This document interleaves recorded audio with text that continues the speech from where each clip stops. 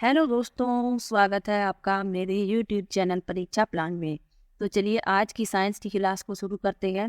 पिछले वीडियो में ध्वनि के बारे में जाना था, आज विद्युत धारा की रासायनिक प्रभाव पढ़ेंगे। तो चलिए वीडियो को शुरू करते हैं। तो अध्याय 11 है विद्युत धारा के रासायनिक प्रभाव।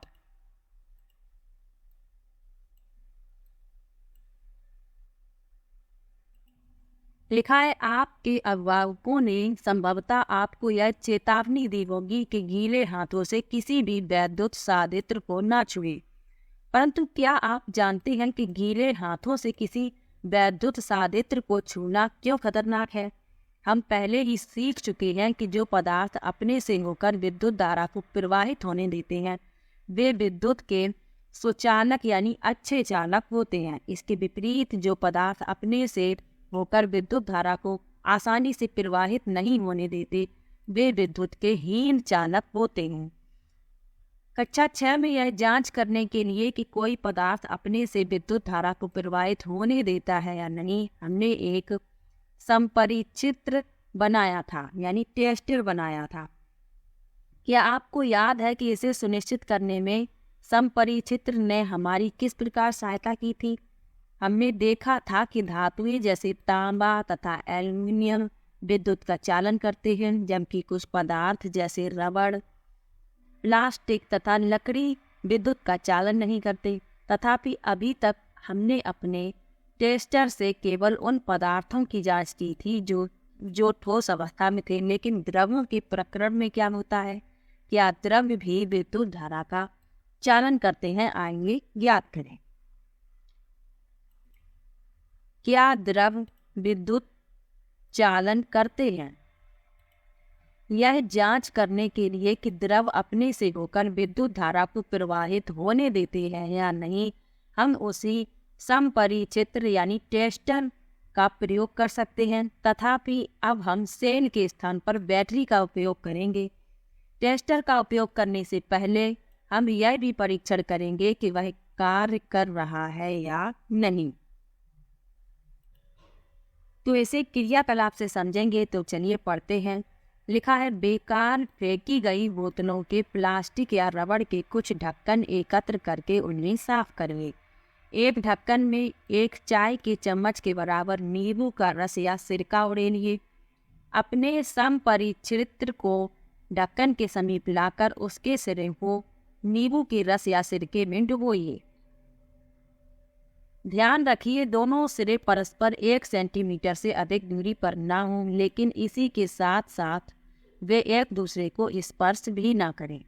क्या टेस्टर का बल्ब दीप्त होता है? क्या नींबू का रस या सिरका विद्युत का चालन करता है? नींबू की रस या सिरके को आप सुचालक या हीन चालक में से किस वर्ग में रखेंगे?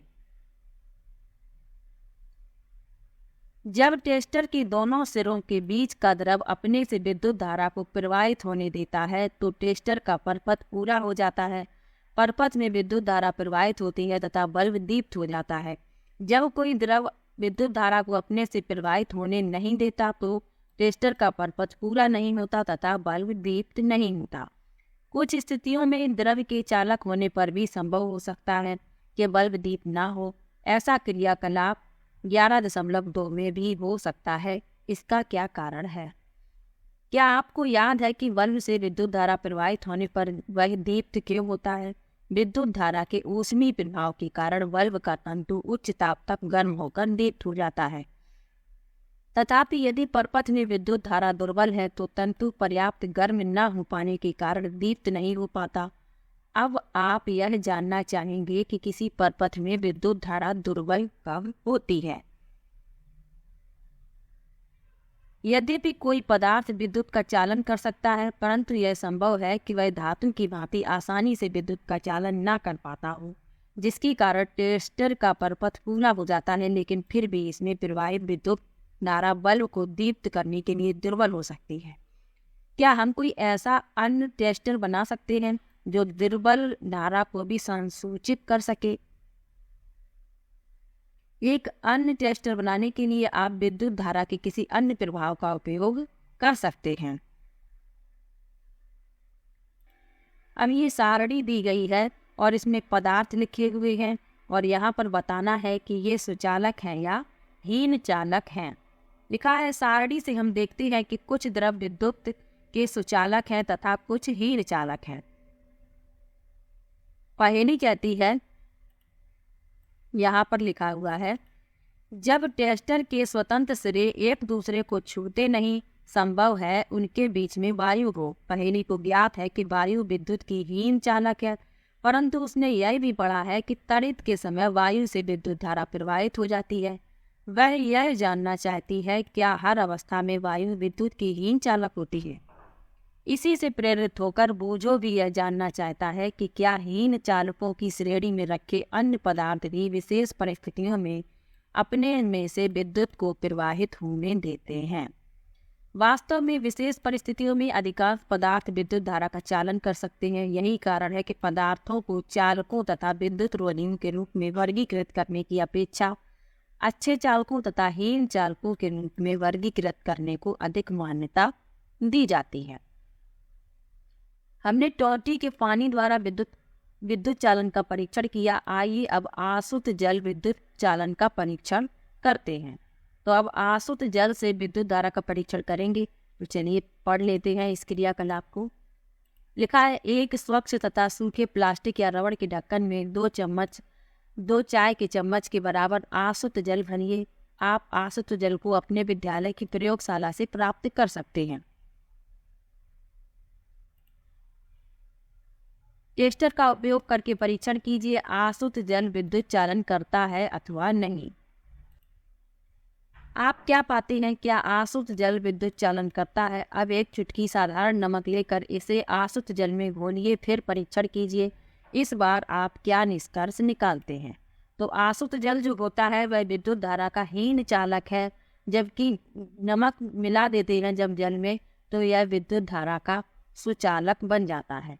तो लिखा भी है, आगे लिखा है, जब हम आसुत जल में नमक घोलते हैं तो हमें नमक का घोल प्राप्त होता है। यह विद्युत का अच्छा चालक है। जो जल हमें नलों, हैंडपंपों, कुओं, तालों आदि से प्राप्त होता है वह शुद्ध नहीं होता। इसमें अनेक लवण घुले होते हैं। खनिज लवणों की थोड़ी मात्रा इसमें प्राकृतिक रूप से विद्यमान होती है, इसलिए यह जल विद्युत का सुचालक होता है। इसके विपरीत आसुत जल लवणों से मुक्त होने के कारण हीन चालक होता है। तो प्रश्न पूछा जाता है कि आसुत जल जो है वह विद्युत धारा का कैसा चालक है? तो वह हीन चालक है। इस बात को याद रखना, ये प्रश्न पूछा भी गया है पहले। अब पहेली क्या कह रही है? जल में थोड़ी मात्रा में प्राकृतिक रूप से विद्यमान खनिज लवण मानव स्वास्थ्य के लिए लाभदायक होते हैं, परंतु ये लवण जल को चालक बना देते हैं। इसलिए हमें वैद्युत साधित्रों का उपयोग कभी भी गीले हाथों से अथवा गीले फर्श पर खड़े होकर नहीं करना चाहिए। अब पढ़ेंगे विद्युत धारा के रासायनिक प्रभाव।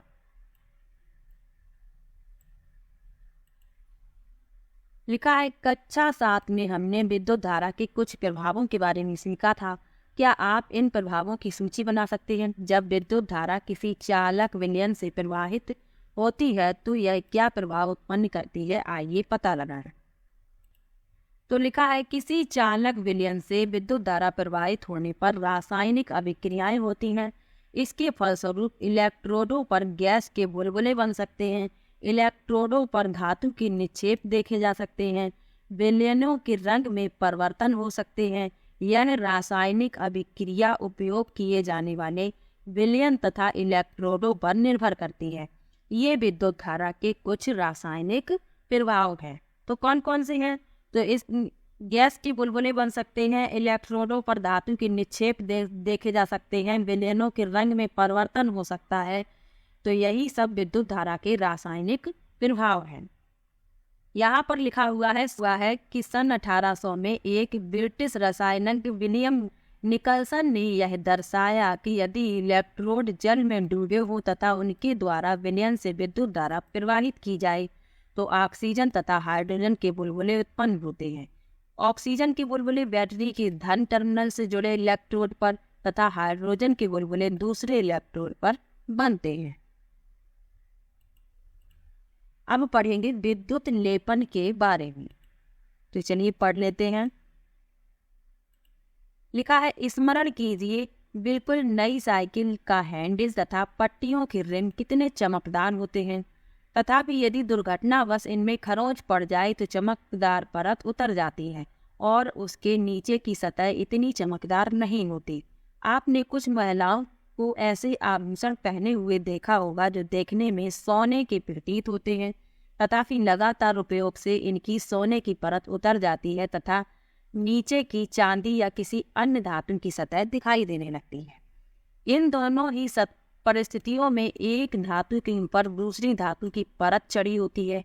क्या आप जानते हैं कि एक धातु की सतह के ऊपर दूसरी धातु की परत किस प्रकार निक्षेपित कर दी जाती है? आइए इसे स्वयं देखें। तो इसे समझने के लिए क्रियाकलाप पढ़ना होगा, तो चलिए पढ़ लेते हैं। लिखा है, इस क्रियाकलाप के लिए हमें कॉपर सल्फेट तथा लगभग 10 सेंटीमीटर 4 सेंटीमीटर साइज की 2 प्लेट चाहिए। किसी स्वच्छ तथा सूखे बीकर में 250 ml आसुत जल लीजिए। इसमें चाय की 2 चम्मच भरकर कॉपर सल्फेट घोलिए।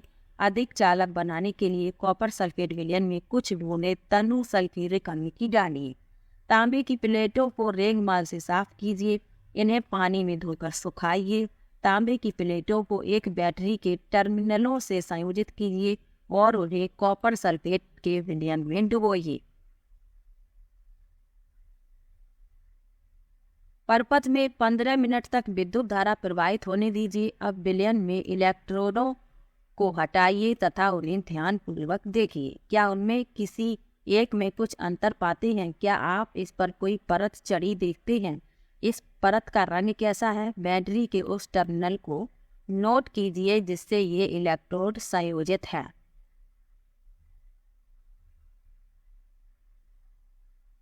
आगे लिखा है, जब कॉपर सल्फेट विलयन में विद्युत धारा प्रवाहित की जाती है तो कॉपर सल्फेट कॉपर तथा सल्फेट में वियोजित हो जाता है। स्वतंत्र कॉपर बैटरी के ऋण टर्मिनल से संयोजित इलेक्ट्रोड की ओर आकर्षित होता है तथा उस पर निक्षेपित हो जाता है।